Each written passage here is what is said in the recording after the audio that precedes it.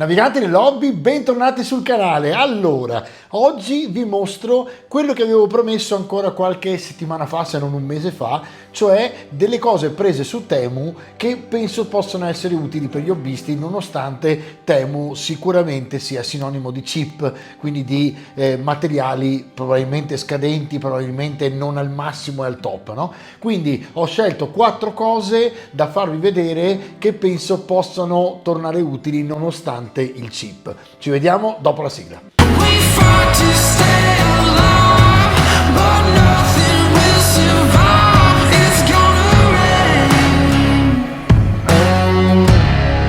Ragazzi, la prima cosa che voglio mostrarvi è questo zaino che veramente è fatto bene, nel senso che ha delle cuciture belle solide, quindi non ho trovato grandi difetti. Ha un attacco che è magnetico, l'attacco si apre e fa vedere delle cinghie, delle zip.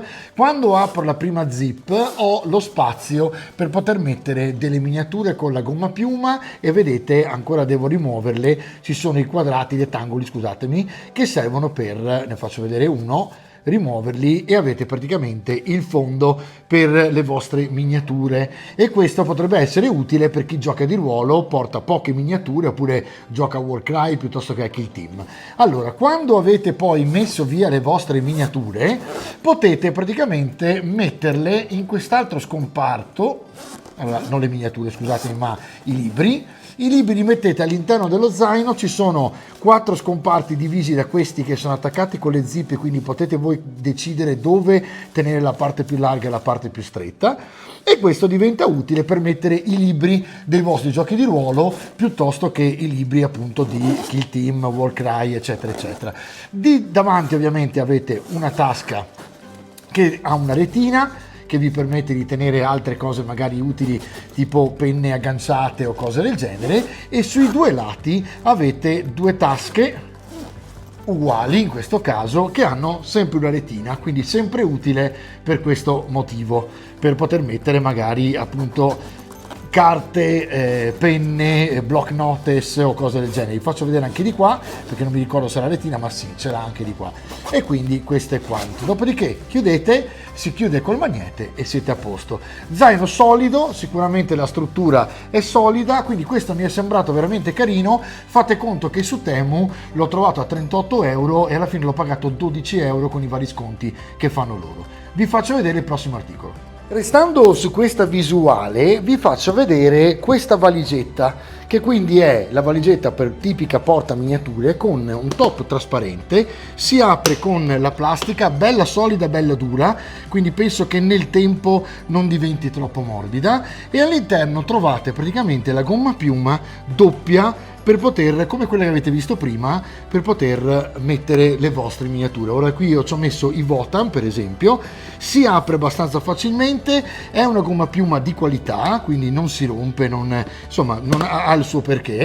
La valigetta è bella solida come vedete e devo dire la verità, allora il materiale molto cheap, sembra quasi una valigetta per gli attrezzi da lavoro, insomma, che si tiene in magazzino, quindi niente di che, la plastica è piuttosto morbida qui, però è solida, quindi non dovrebbe far distruggere le miniature al suo interno, e questa addirittura l'ho pagata qualcosa come 16-18 euro. Ora cercherò di trovarvi i link da mettere qui sotto, che se volete andare a vederle su Temu, insomma sapete che poi ci sono tutti quei disconti che fanno loro un po' alla cinese, in cui se prendi 4 cose poi ti regalano la metà di quegli altri, eccetera eccetera, quindi non c'è un prezzo vero e proprio, ma diciamo che sono veramente cheap, cioè a volte l'ho trovata a 15-16 euro e tiene diciamo fino a 108 miniature, quindi non è niente male.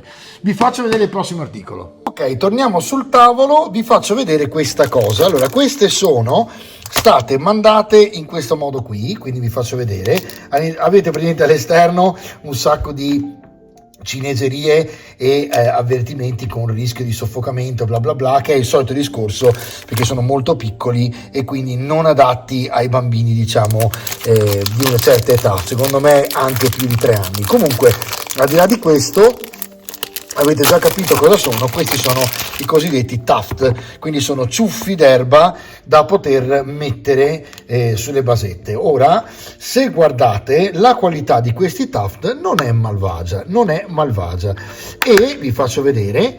Quando l'aprite, come vedete, non sono niente male, ovviamente sono attaccati a una carta adesiva, dopodiché praticamente si staccano con la pinzetta e si mettono sulla basetta. Sono piccolini in questo caso, ma ce ne hanno di varie misure, varie colorazioni, e cose del genere costano meno di €1, quindi è incredibile la differenza di prezzo. Guardate, qui se ne è staccato uno che vedete è praticamente adesivo, vediamo se riesco a farvelo vedere un po' meglio.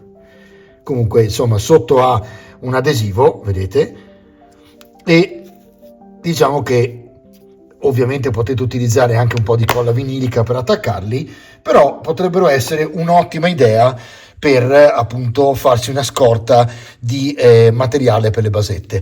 Altra cosa e ultima cosa che ho preso, sempre con i soliti avvertimenti, sono le basette, e qui devo dire che sono rimasto colpito.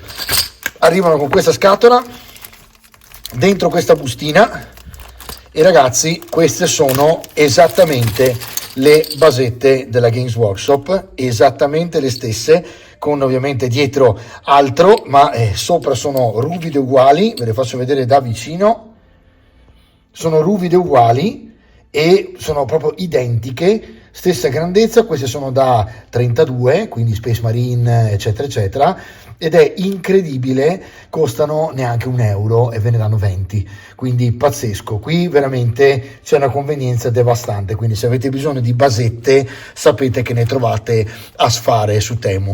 Allora, vi rimando al recap, ci sarà Goblin che avrà a dirvi due cose a riguardo, e in questo momento non ho affiliazioni con Temu particolari, per cui praticamente ve lo sto dicendo per il fatto che effettivamente qualcosa ho preso e ha funzionato, ok? Ha funzionato l'esperimento. Ci sono altre cose che non merita prendere, tipo la wet palette, è inguardabile, e alcuni magari pennelli che, nonostante siano sintetici per il dry brush, comunque non hanno niente a che fare per esempio con i tre che vende Army Painter, e quindi in questo caso conviene andare sul sito di Ars Manufactoria a prenderli scontati del 25% e godersi i tre pennelli sintetici dry brush di Army Painter. Quindi ci sono delle cose che merita prendere e altre no. Poi ci sono altri due siti come Green Stuff World o PK Pro che vi danno praticamente le stesse cose, e diciamo che sotto l'aspetto qualità guardate che più o meno siamo lì, nel senso che io penso che Temu alla fin fine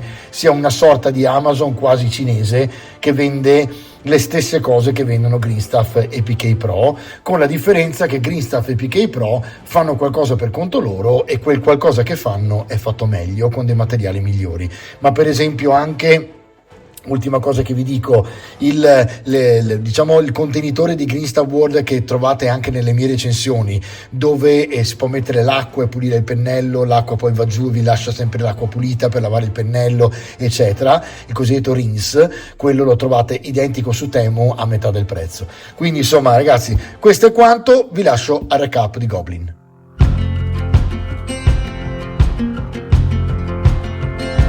Del lobby, credo che questa puntata possa essere stata anche abbastanza utile, perché in fondo qualcosina di buono anche Temu lo fa, ma insomma perlomeno risparmiamo un po' di soldini e abbiamo delle cose che possono essere carine da utilizzare per il nostro hobby.